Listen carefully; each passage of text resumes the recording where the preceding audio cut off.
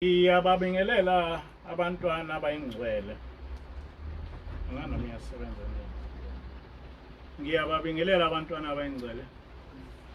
Sizovula lenkonzo ngehlabelo 110.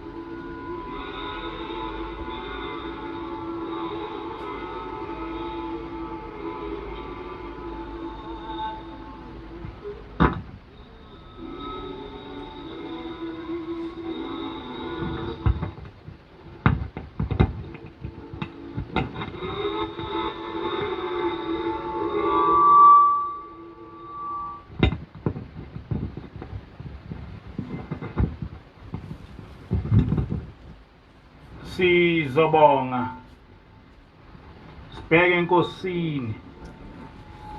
Nkosi, siyabonga umusa wakho nothando lwakho. Wena Nkosi osimemile ngaleli sabatha lakho elingcwele, ukuba sihlangane lapha sikhulume indaba yakho, sikudumise. Njengoba Nkosi washo kwasemandulo wathi ngalolu suku siyokudumisa. Noma Nkosi ngesizathu eziningi singakwazanga ukuhlangana, kodwa sihlangene ngoba baningi abayilalele le nkonzo. Sicela ke le nkonzo kuba siphiwe nguwena.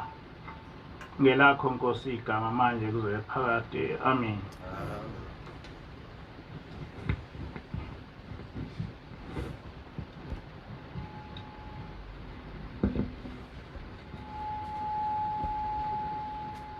Ngiyababingelela abantwana abayingcwele ezindaweni eziningi ezahlukene ezaziwa uNkulunkulu. uNkulunkulu mdala kakhulu kunathi. Uyakwazi kuba ebone into kusekude. Ngenkathi siqala uba sishumayele ngoFacebook, sasingacabanganga ukuthi koba khona isikhathi lapha okuyoba nesidingo khona. Kodwa sakwenza lokhu, sabona ukuthi kufanele kuba sishumayele ngoFacebook ngezizathu ezayibonwe yithina. Mhlawumbe ukuba sasingakwenzanga lokhu, bekuzoba lukhuni ukuba abantu abaningi bekwazi ukuyethamela le nkonzo, ngoba abantu bebezodideka ukuthi sizokwenzani kanjani. Kodwa ngoba le nkonzo sayiqala kudala ngo-2019 mangaphosisi, abantu sebejwayele. Siyambonga ke uNkulunkulu ukuthi ekwazi ukuthi noma sehlukene, ekwazi ukuthi ehlanganise. Nganginephupho noma lingakapheleli lingakafezeki ukuthi ngesinye isikhathi siyakhuluma ngalento okuthiwa iSkype. Amathempeli namathempeli ekwazi ukuthi eyilalele inkonzo njengoba injalo. Kodwa ke kuba khona izinto ezicabangayo bese kuthi ngoba imali singanayo singakwazi ukuzenza. But kuyiphupho lami ukuthi kuyawufika isikhathi lapha leli lizwi liyozwakala emhlabeni wonke ngeSkype. Noma ngabe umuntu useAmerica, noma useEngland, noma useNigeria, noma ukuphi, ekwazi ukuthi eyilalele inkonzo ngeSkype. Ngoba ngiyakholwa ukuthi ubuNazaretha buyohamba buhambe bugcwale umhlaba wonke. Uma sekugcwele umhlaba wonke, kuyofanele ukuthi bonke abantu bebe nezwi elilodwa lokuthi kukhulunywane kanjani. Ngoba uma ngabe uqala into uyayiqale bese kuthi phakathi abanye bengabe sayikhuluma lento owawuyikhulume ngayo. Siyakubona lokhu kuyenzeka nakumaNazaretha. Ukushumayela nokwenza kuseyikhona lokhu kwakhulunywa ubaba mkhulu. Noma mina ngakhuluma ngithi ubaba mkhulu wathi ngibe nobufakazi, kodwa kwamanye amathempeli bazenzela izinto zabo. Kodwa iSkype noFacebook uyakwazi ukuthi yonke inkulumo ibe yinye. Abantu bekwazi bonke kube ngadipendi kumfundisi ophambi kwabo, bengadipendi nakumshumelo phambi kwabo, kodwa bazi ukuthi leli bandla lihamba kanje liqala gciniphi. Lesi simo esibhekene naso besingasilindelanga sonke, sisehlele ngaphezulu. Kodwa ngiyethemba ukuthi onke amaNazaretha njengoba singayinjena emathempelini kodwa bayabekwazi ukuthi bevuke benze umthandazo wokuvuka. Uma kuyisikhathi somthandazo weSabatha bewenze lo mthandazo. Nathi sivuke ekuseni sawenza umthandazo ngoba uthi uShembe noma bebabili bebathathu uma behlangene ngezwi lami ngiyoba khona phakathi kwabo kwakusho uNkulunkulu lokho. Ngakho ke noma sisemakhaya singekho emathempelini ngesimo esisiphoqayo akufanele ukuthi uma kushaya u9 singaguqi siwenze umthandazo weSabatha ekuseni. Noma ngabe uwedwa ukwenze lokho. Noma ngabe nibabili nikwenze lokho ngoba okwakhuluma umfundisi ekuseni ukuthi ukukholwa lokhu akukhona ukukholwa ngoba unabantu abaningi. Ngicabanga ukuthi kuyawubonakala manje ukuthi wena ukholwe ngoba usuke uzozi entertain esontweni noma ukholwe ngoba ngempela usuke uze uNkulunkulu. Abantu abasuke beze esontweni for purpose of entertainment uma ngabe sekusesimene sinjena abasonti ngoba kubona ukuba sesontweni is a hobby, is an entertainment.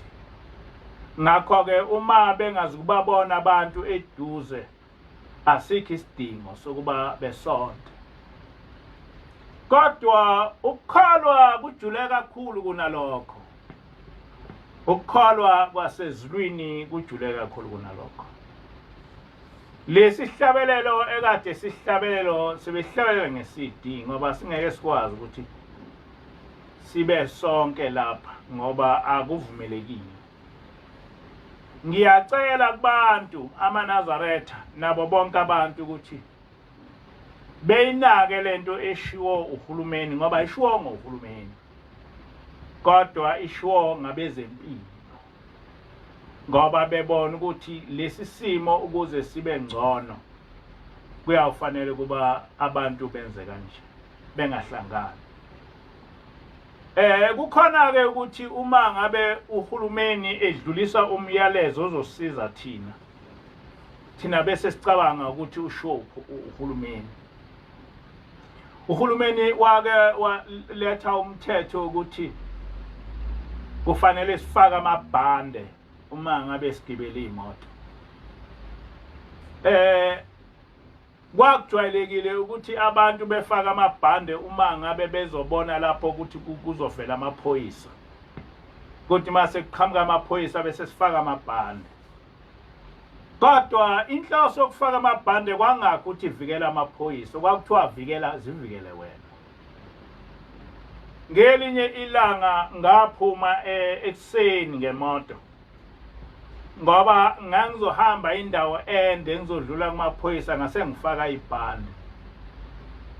Kodwa ngithe sengisendleleni imoto yaginqika nami. Yathi mayiginqika nami ngenxa yokuthi ngangifake ibhande ayizange ngakwazi ukuthi ngishayise steeringini.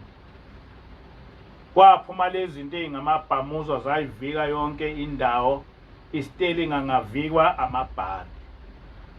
Ukube lamabhande ayengekho ngangiyokufa ngoba imoto engangigibela yalimala beyond repairs.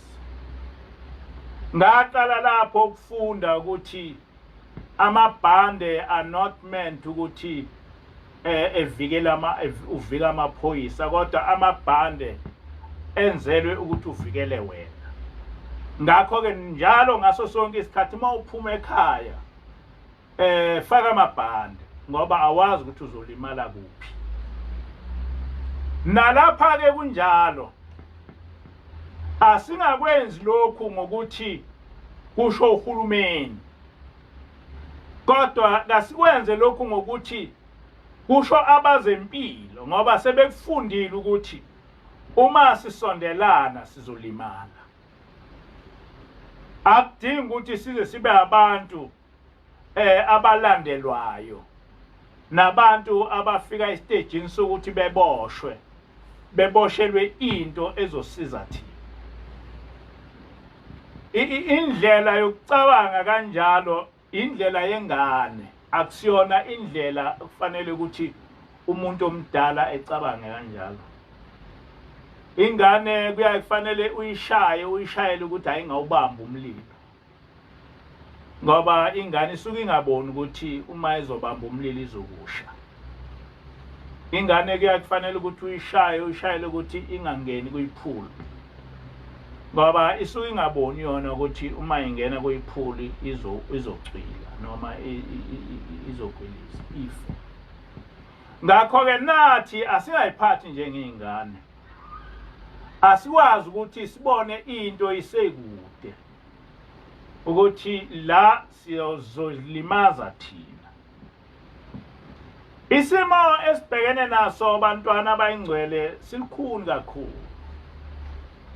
Angikhumbuli ukuthi empilweni yami into enje yakenzeka.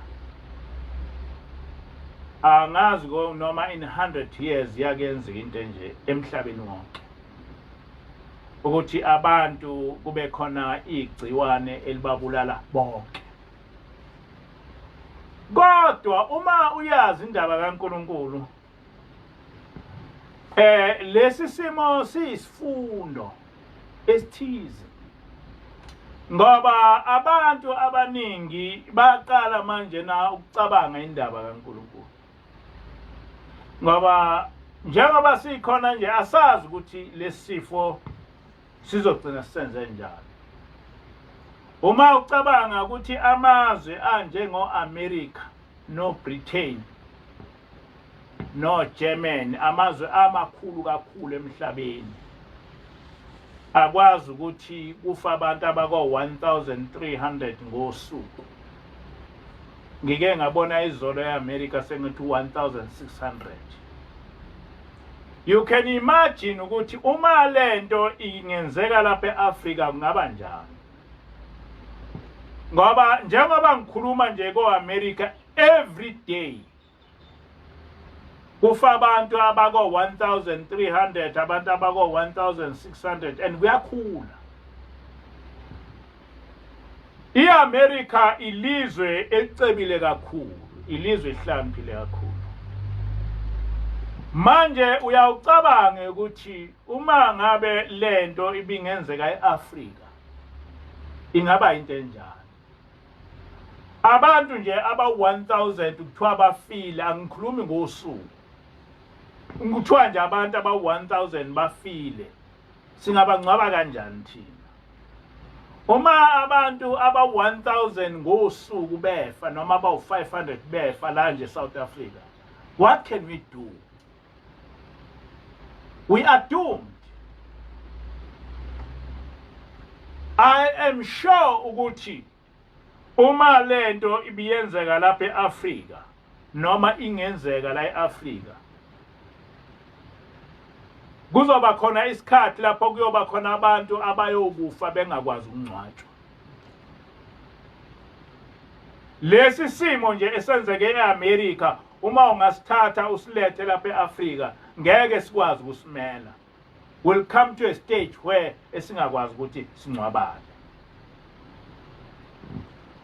Manje ke ngiyathula ngoba singabantu thina ehlale nabantu basezulwini abaye behlale beseluleka. Kulula ukuthi uma ngabe uNkulunkulu esenzela izinto singaziboni, noma sizibona bese sinikeza esinye isizathu, hayi lesi esenziwe uNkulunkulu. Uma ungase ubhekisise sonke lesimo esikhona, akukhulunywa ngoNkulunkulu. Kukhulunywa ngokuthi hayi hlukanani, yenzani ukuthi. Kodwa akukhulunywa ngoNkulunkulu ukuthi what does God say kulesi simo esimkusona? What role does God play kulesi simo esimkusona? Ngoba inkolo isiphele ngendlela ukuthi ukukhuluma ngoNkulunkulu ukukhuluma ngento ephansi into kufanele icatshangwe emuva, kodwa into kufanele siyibuke manje na into yemvelo. So le coronavirus ekhona imvelo, but kungenzeka ukuthi ayisiyona imvelo, kungenzeka ukuthi kukhuluma uNkulunkulu, ngoba uNkulunkulu mayekhuluma angeke ekhulume ngenye indlela. Kuthi kuthina manje uma ngabe kuna izulu imvelo, uma kubalela ilanga imvelo, uma kuvela isifo imvelo, but izifo lezi ezikhona uNkulunkulu washo ukuthi ziyoba khona. And the question is, uma uNkulunkulu eshilo ukuthi ziyoba khona, why don't we then go to uNkulunkulu ukuthi uNkulunkulu ngabe sekwenzeka lokho yini owakushoyo? No, imvelo. Much as ngeke ngikuprove, kodwa mina deep into my heart angikholwa ukuthi imvelo. Ngikholwa ukuthi kukhona uNkulunkulu okukhulumayo, kodwa thina asihluphi ngokuthi uNkulunkulu uthini, sithi thina imvelo. Ngakho ke let us fight lemvelo. But umuntu oyazi indaba kaNkulunkulu uyabona ukuthi no, lapha uNkulunkulu uyakhuluma, ngoba uma ngabe ubheka indlela esimbukela ngayo phansi uNkulunkulu uyawushaya. And the more abantu beba civilized, the more bengabanandaba noNkulunkulu ngendlela exakile. Wena okholiwe uyawushaya. In fact, uma ukholiwe, you expect ukuthi izinto ezinjena zizohamba zenzeke. Ngoba the more abantu beba civilized, the more abantu bekhohlwa uNkulunkulu. Ayiqali into enjena ukwenzeka, yakenzeka nangaphambili. Abantu bake bahlakanipha baze benza umbhoshongo ukuthi bafuna ukuya ezulwini. Kodwa bathi lapha sebewenzile wonke umbhoshongo, uNkulunkulu wafika wabhidliza. Akuqala ukwenzeka. Abantu bake bahlakanipha bameyisa uNkulunkulu ngendlela exakile. Wathi mayekhuluma noNoah bamhleka, kodwa uNkulunkulu wakwawubhubhisa umhlaba ngamanzi. Kodwa uNkulunkulu wawubhubhisa umhlaba ngamanzi. Ukubhujiswa komhlaba ngamanzi was not just a natural thing. Wayebabhubhisa ngoba bonile kuye, kodwa wababhubhisa ngamanzi. Kwaqhamuka amanzi kwana izulu labaqeda abantu, kwasala abantu abambalwa. So kodwa kwakunemvula, kodwa kwakhuluma uNkulunkulu. People were killed by God. Kwakhuluma uNkulunkulu, kodwa ngenkathi ukukhuluma uNkulunkulu wakhuluma ngamanzi, wakhuluma ngemvula. Abantu baseGibhithe bake bahlaselwa amasele agcwala yonke indawo, amasela agcwala yonke indawo. Kodwa ngenkathi behlaselwa ngamasele kwakhuluma uNkulunkulu. Akugcinanga lapho, bahlaselwa isikhonyane sadla yonke amasimu. Kodwa lesi sikhonyane kwakukhuluma uNkulunkulu. Kwake kwenzeka isimanga, abantu eGibhithe kwavele kwabamnyama yonke indawo. Umuntu kuthiwa wawungakwazi ukumbona umuntu ngisho next to you. Kwabamnyama. Kodwa kwabamnyama kubantu baseGibhithe kuphela, kwama-Israelites kwangabamnyama. Kodwa kwakwenziwa uNkulunkulu ukuze uFaro ededele abantwana bakwa-Israyeli. Wafa onke amazibulo eGibhithe, onke. Kwaze kwafa ngisho amazibulo ey'lwane, kwafa ngisho inkomo, kwafa ngisho yani, ngisho kaFaro, kwafa yonke nje into okuthiwa izibulo eGibhithe. Kwaze kwafa ngisho amazibulo kaFaro. Ilapho uFaro owalokhuza owabona ukuthi no, ayikho into engayenza, wayesededela abantwana bakwa-Israyeli ukuba bephuma. Kodwa lokhu kufa kwamazibulo and whatever kwakuyothiwa namhlanje hayi imvelo, siphendukelwe imvelo. La maselesele ma eqhamuka hayi kwakuthiwa imvelo. Lesi sikhonyane kwakuthiwa hayi imvelo. Kodwa kwangasiyona imvelo, kwakuNkulunkulu. Namanje nasithi njoba kuqhamukelena njena i-COVID-19 sithi imvelo. Fanele sibone ukuthi sithola kanjani imjovo yokuthi isivikele. Sithola kanjani imonyo zokuthi imfonyo zokuthi zisivikele. Sikwazi kanjani ukuthi sehlukane. But no one has asked, uthini uNkulunkulu? No one has asked that question. Ukuthi imvelo noma kukhuluma uNkulunkulu. Uthini uNkulunkulu? Abantu baqhamuka nje nabaprofeti bethi hayi izophela lento, izophela nini. But they have not answered the question ukuthi uthini uNkulunkulu? Is God happy about us? Is God happy about us? And that is the question that we must ask.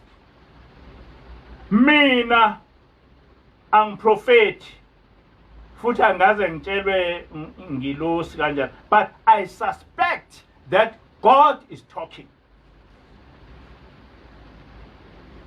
I suspect that God is talking. It's just that people don't care about God. Indaba kaNkulunkulu igcine ekugcineni. Kodwa ngiyacabanga ukuthi uNkulunkulu uyakhuluma. Ngoba I still ask myself ukuthi kwenzeka kanjani ukuthi into enjengomkhuhlane ihlasele iUSA, ihlasele oUK, ihlasele France, kodwa ingakwazi ukuthi ihlasela abantu akufanele besheshe bengene umkhuhlane futhi abanganawo nendlela kuyivikela iAfrika. Ngoba phela ukhona eAfrika. Lo mkhuhlane ukhona kuwo wonke amazwe aseAfrika. Kodwa why ko-Afrika uthole kufa abantu ababili, kufa abantu abathathu, kufa abantu abawu-4, kufa abantu abawu-24, bese ko-America kufa abantu abako-1,300 ngosuku, ko-UK 1,300, ko-Italy 1,300. Yini lena eyenze ukuthi abantu base-USA, abantu base-UK bengakwazi ukuyivimba, kodwa ivinjwe abantu base-Afrika? Why? Why? The problem is that we do not believe in God. Noma uNkulunkulu esesenzela into sifuna ukuba sithole esinye isizathu. Hayi lesi uNkulunkulu osenzele sona. No one can answer ukuthi kwenzeka kanjani ukuthi lesi sifo sibulale iUSA. Izwe eliphakeme ngayo yonke into siyobulala oItaly. Amazwe aphambili siyobulala o-UK. Amazwe aphambili ngayo yonke into abantu abakwazi kuba befike emkhathini, behlala emkhathini. Bese bebulawa ilesi ilokhuza ilesi sifo. Nala eSouth Africa sikhona ngoba sesiphumile eAfrica. iSouth Africa iphumile eAfrica. iSouth Africa ayizenzi izinto njengeAfrica. Isicabanga ukuthi ko-USA yonke into embi eyenzeka kulamazwe amhlophe ila eSouth Africa. Ikhona bezogcina nabo behamba phambili ezifeni zako-USA. Ngoba yonke into engamanyala akulana amazwe aphesheya itholakala la eSouth Africa. Kodwa uma uya kulana amanye amazwe ama-African states asakwazi ukuthi egcine ubuzwe bawo. La eSouth Africa yonke into yenziwa noma kanjani. That's why nelokhuza nale virus sizotholakala ukuthi iSouth Africa ihamba phambili kakhulu. Why kube iSouth Africa ihamba phambili kakhulu? You go to Nigeria. Nigeria ngokukhulu ingaphansi kweSouth Africa. Kodwa iNigeria inabantu abako 300 million. Kodwa geographically ilokhuza iNigeria ingaphansi kweSouth Africa. Kodwa abantu abakhona abako 300 million abantu abala eSouth Africa bengaphindwa kathathu koNigeria. Kodwa lesi sifo eSouth Africa sihamba phambili. Why? Why? It's because ububi bakuma European countries izwe lase-Africa eliku-adoptayo ileli. Leli lizwe li-adopta yonke into engasile yako-USA. I ask myself, why?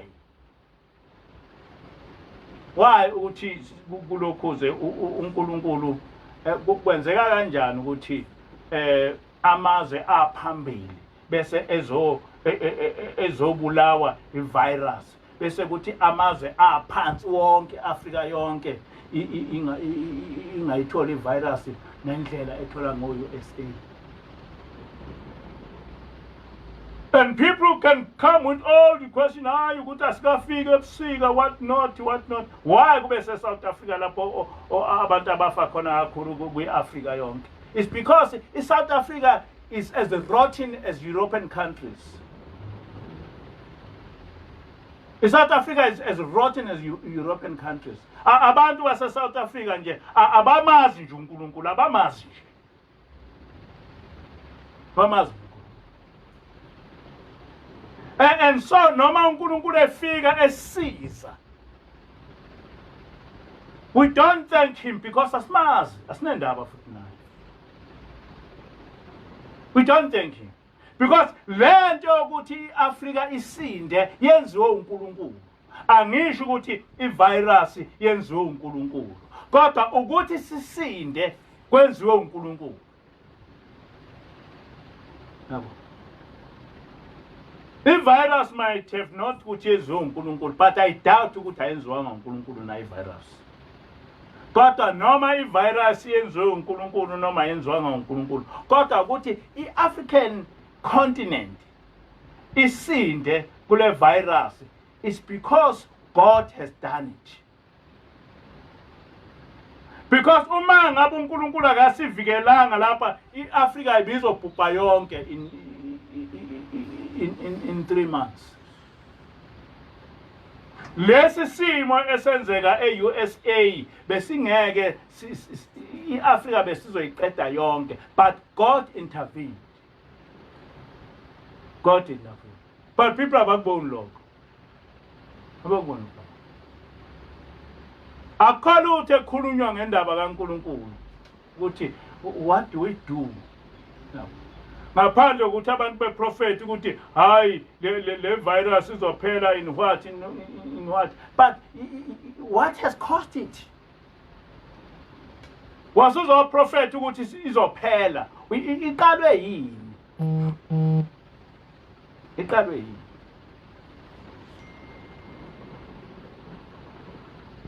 Ngisho ukuthi ke njengamaNazaretha angazi amaKristu ngoba amaKristu nawakholwa ngenye indlela, ngifuna ukuthi ngiphoqa abantu ukuthi bekholwe ngendlela engakholwa ngayo. Kodwa thina amaNazaretha sifundiswe ngoJehova. Sifundiswe ngoJehova ukuthi uJehova umdali wezulu nomhlaba. uJehova uyakwazi ukuthi elethe isifo. uJehova uyakwazi ukuthi evimbe isifo. That's what we have been taught. And that is my teaching. Ukuthi uNkulunkulu uyakwazi uNkulunkulu ukuthi eveze isifo. uNkulunkulu futhi uyakwazi ukuthi evike isifo.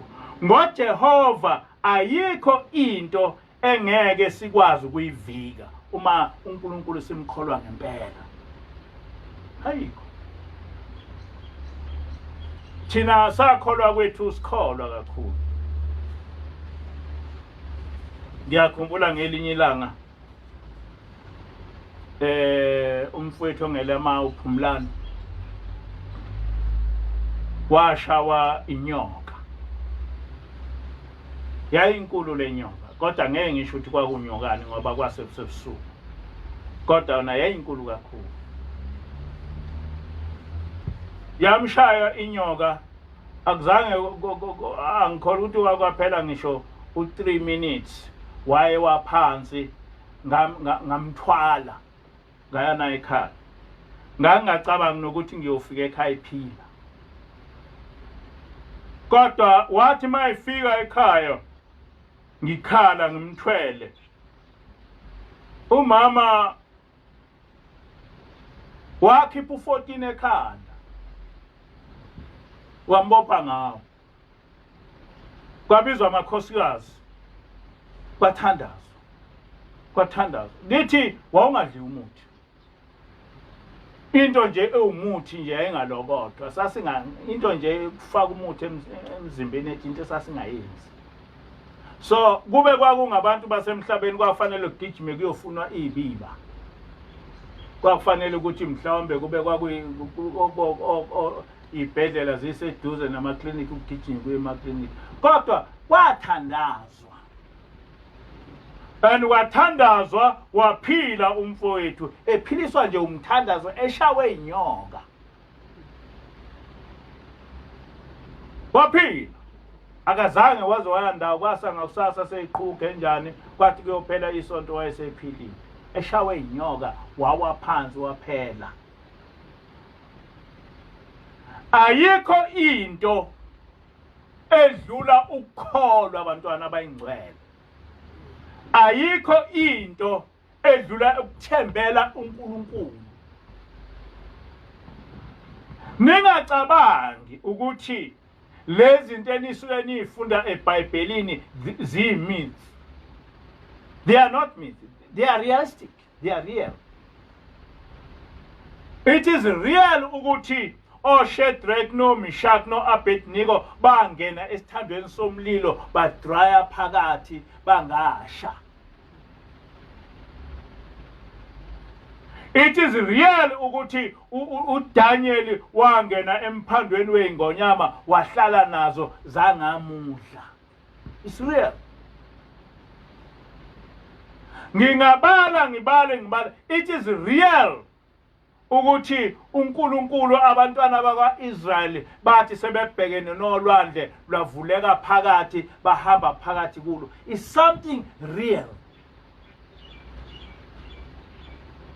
It is real ukuthi uNkulunkulu abantwana bakwa-Israyeli wahamba nabo iminyaka engamashumi amane waletha ukudla kwaqhamuka ezulwini badla khona ebusuku bedla inyama ekseni bedle ilokhuza isinkwa semihla ngemihla for 40 years baze bakhulelisana endleleni kwazala abantwana wabondla uNkulunkulu yonke leminyaka. Is real ukuthi abantwana bakwa-Israyeli babehamba nengilosi ihamba nabo phambi kwabo. Is real ukuthi emini kwakuhamba ilokhuza behamba nefu ebusuku belifu liphenduke libe umlilo libakhanyisele. It's not something which is superstitious. No, it's not superstitious. It's real.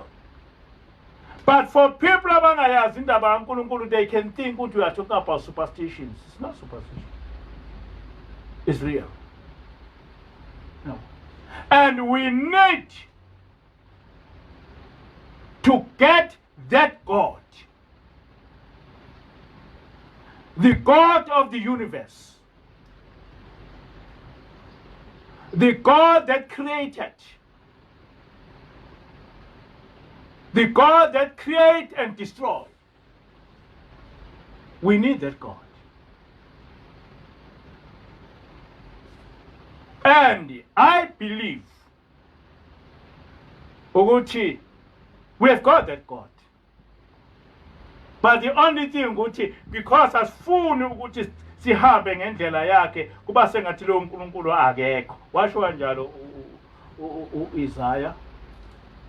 uNkulunkulu wathi ningacabangi ukuthi uNkulunkulu usevala amadlebe, uNkulunkulu akezwa, uNkulunkulu uyazi yonke into, kodwa izono zenu izona edale uNkulunkulu ukuthi evala amehlo. Izono zenu izona edale uNkulunkulu ukuthi enze sengathi akekho. Izono zenu. And I am saying today, bonke abantu ababuyele uNkulunkulu ngoba uma bengabuyele uNkulunkulu bazokufa. And bazokufa bekulahlweni. You do not know ukuthi le virus lena izokuletha ukuphi kuyo. Ngakho ke bonke abantu abagcinisa abantu. Uma ufuna ukusinda kule virus gcinisa abantu. Uma ufuna ukusinda kule virus lokhuza landela umthetho kaNkulunkulu, because uma ucabanga ukuthi ngiyadlala uzokufa uye esikhogweni. Isikhathi manje sokuthi abantu becabange ukuthi uNkulunkulu khona. Ngeke ngabona umlungu beyibillionaire wagibela stairs 20th floor wayibulala wehla waze wawuphahlazeka phansi. Kuthiwa lo mlungu lona eItaly kufe wonke umndeni wakhe ubulawa ivirus. Wabona ukuthi asikho isidingo sokuthi ngiphile. Ufe wonke umndeni, a billionaire. God, he ended up committing suicide because he found ukuthi this billionaire thing ayimsebenzeli. Wonke umndeni wakhe, unkosikazi wakhe ufile, ingane zakhe ifile, yonke into ifile. Wathi nami vele ngizokufa, mhlawumbe bese ebona ukuthi kwayena uzokufa. Noma futhi ubengafile, uma kufa wonke umndeni wakho uzophilela. Le mali izokwenzani? Amanye ama-billionaires bese ekhipha imali enikeza abantu. Ngoba babonile ukuthi ukufa reaches a stage lapha imali yakhe ingasebenzi lutho. Ukufa ke lo, washo njalo shema. Wathi kufa wena uyisitha kubo bonke abaphilayo. Nabancane nabadala kuyafana. Wathi kufa wena awuthengwa ngagolide nasiliva.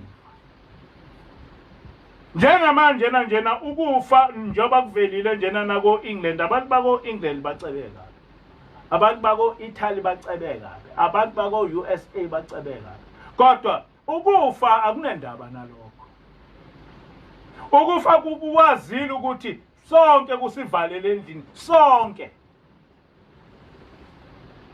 njoba kusivalele endlini eSouth Africa njena kusivalele endlini lonke umhlaba wonke umhlaba uphila ngalendlela uNkulunkulu ke lo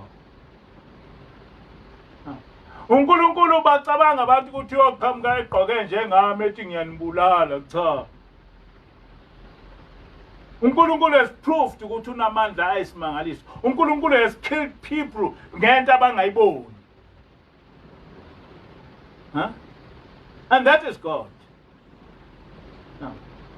Ungacabanga ukuthi mangabe kufika isikhathi sokubhubha kuyokwehla umlilo ezulwini usibhubhise noma uNkulunkulu uyoqhamuka emafini ethethe ethi sengiyanibhubhisa no akhambi kanjalo uNkulunkulu usibhubhise ngesifo esingasiboni.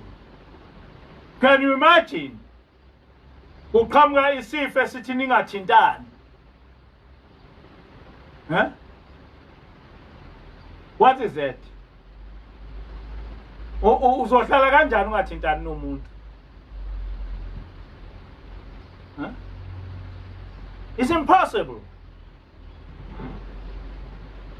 Lesi sifo masingena lapha singosibona kanjani? Uma ngabe singafika singene lapha bese omunye engena engithinta what uzobona kanjani?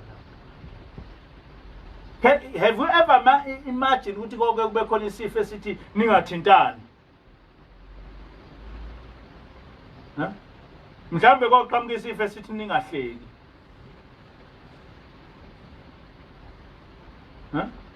Kwaqhamuka isifo esithi abantu bengayo ocansini ngendlela yabo kodwa sasimangala. Kodwa lesi esithi ke manje na ningathintani.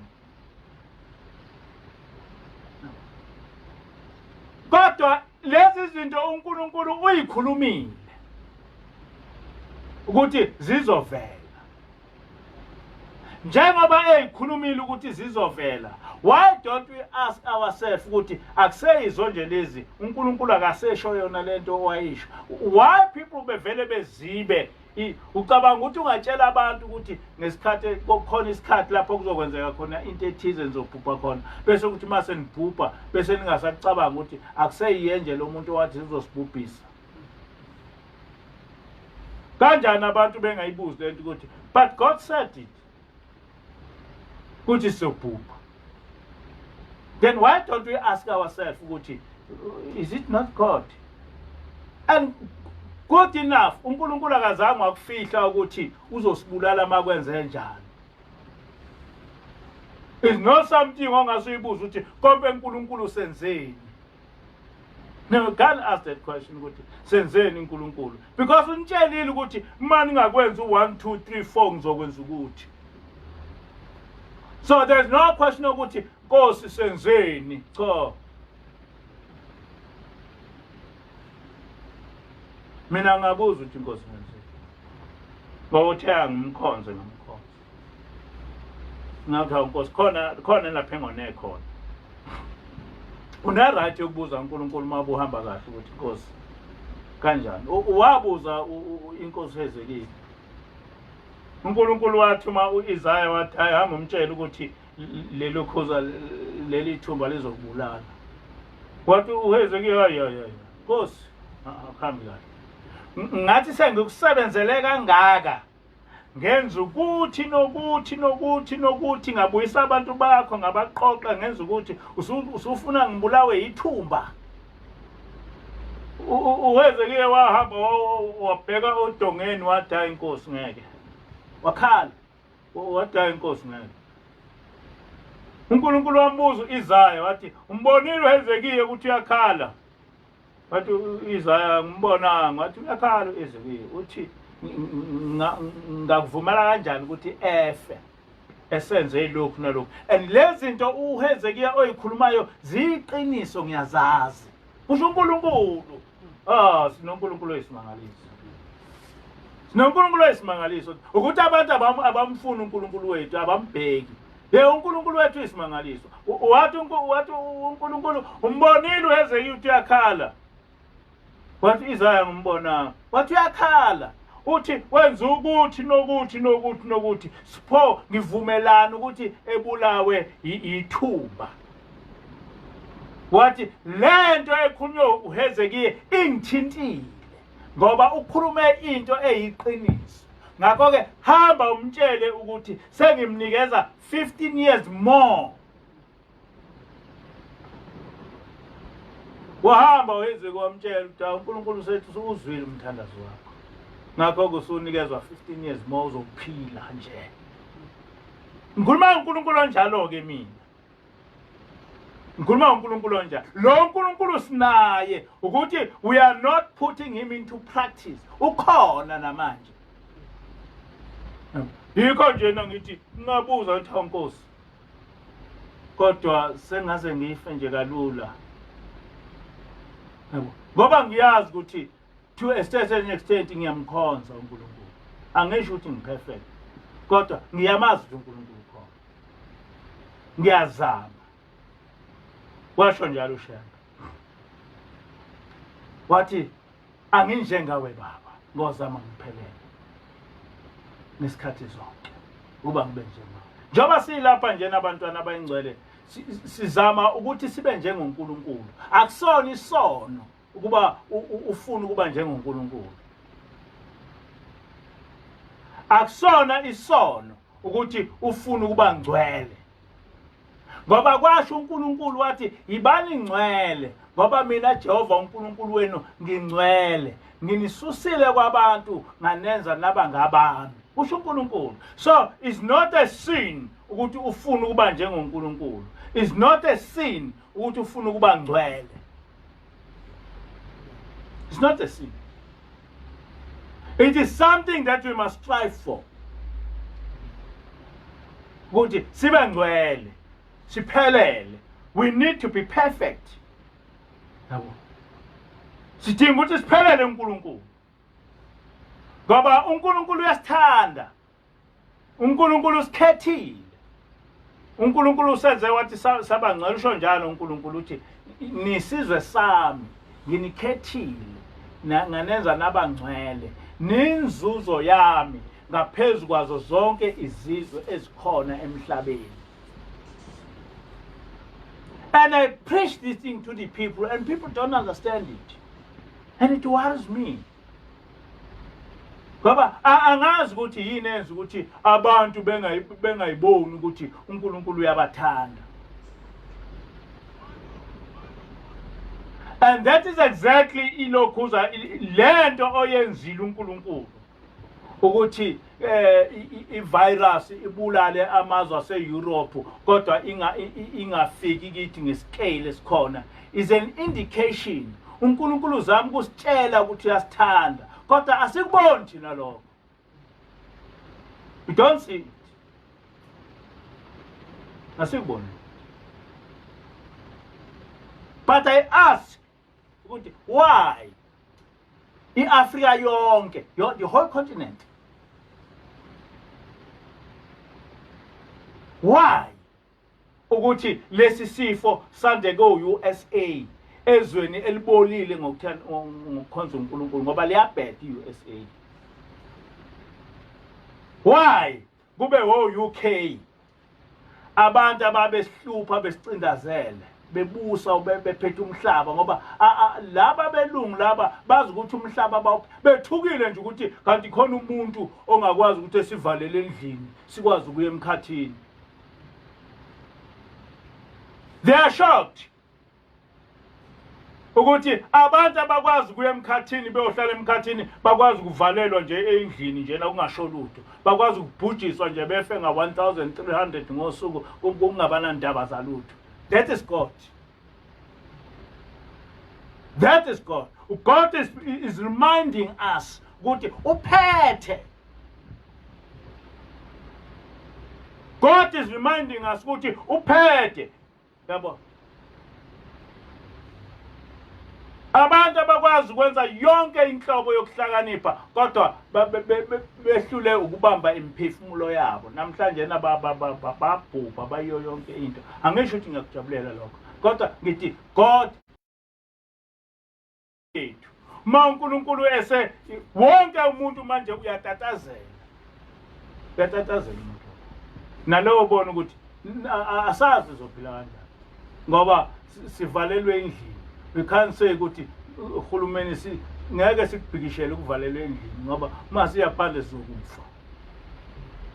Noma ungathi asiye phandle, you are going to die. Uma usendlini uzobulawa indlala. Uma uya phandle uzobulawa ivirus. uNkulunkulu ke lo. Okufanele sikwenze kuphela ukuthi sibize uNkulunkulu. Inkosi kuselokho enikuzwe. Amen.